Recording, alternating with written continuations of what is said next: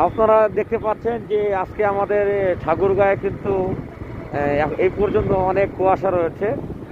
গত গত 2 দিন, আজকে 3 দিন, 3 দিন থেকে টানা কিন্তু প্রচুর পরিমাণে ঠান্ডা রয়েছে।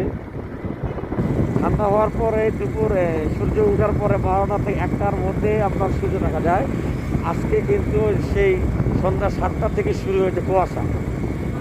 আপনারা দেখতে পাচ্ছেন যে কি পরিমাণ কুয়াশা, এই রাস্তা দেখা যায় না, কিন্তু লাইটের আলোর জন্য এই কুয়াশা রাস্তাটি দেখা যায়। মানে যে পরিমাণ কুয়াশা দেখা যাচ্ছে না এখন কুয়াশা। এই কুয়াশায় কিন্তু অনেক লোকের ক্ষতি হতে পারে।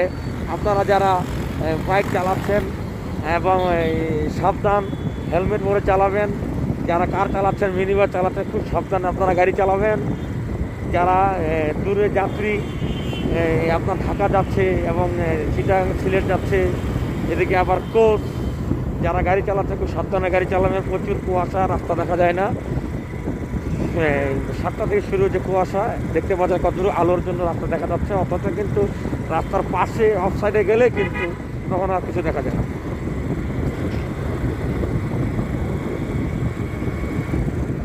ওই যে